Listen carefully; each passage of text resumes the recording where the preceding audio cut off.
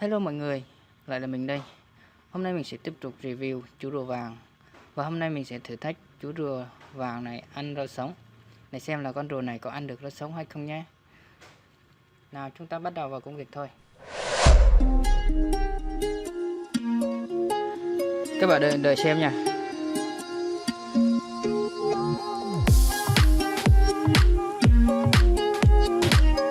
Wow, nó đã ăn rồi đó.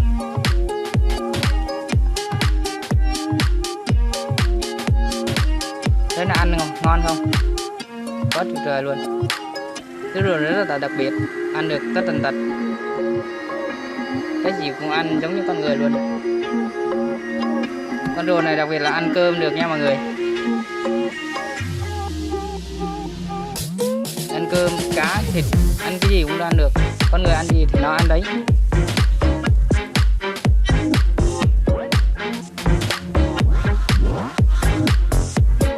Chú rùa này được mình nuôi 2 năm rồi.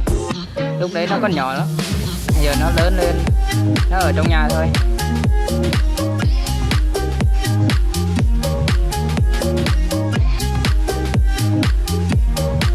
Mọi người hãy đón xem và nhớ xem hết video nha, để xem là con rùa này nó có ăn hết rau sống này không nha.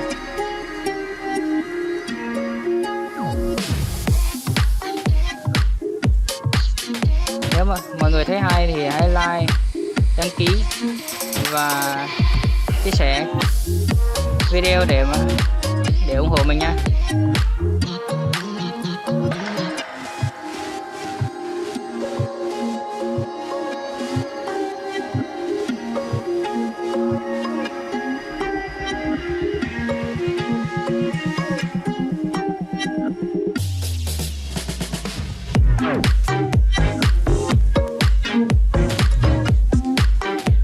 Mọi người thấy không ạ?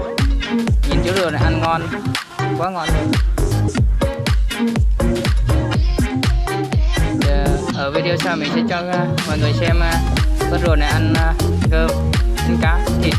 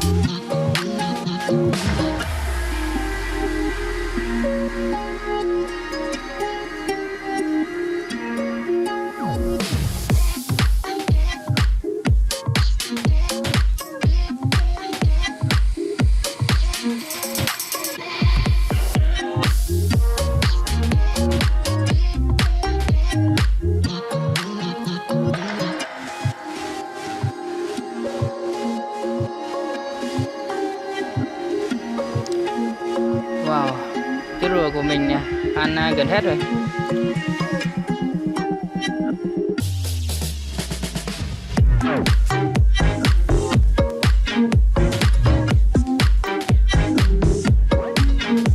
Nhìn nó ăn khỏe thật.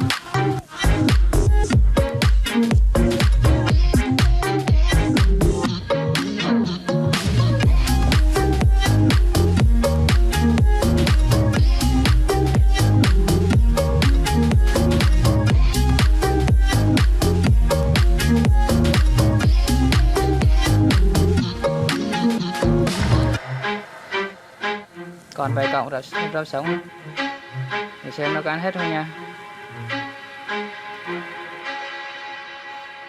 Tiếp tục nữa này.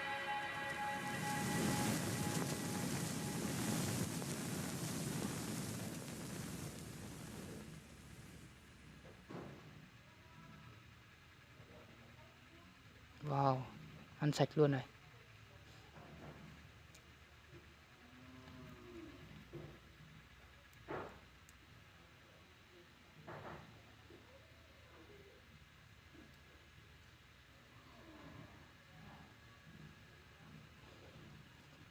Còn 2 miếng nhỏ nữa. Ráng đi, ráng đi.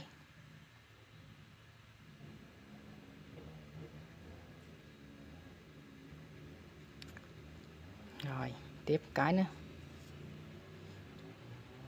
Một cái nữa thôi.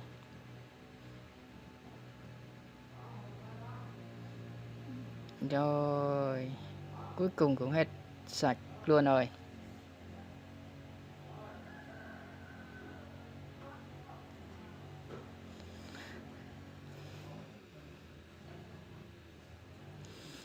Giờ ăn xong rồi. Đi uống nước thôi, đi uống nước thôi. Đi. Rồi nó đã đi uống nước rồi.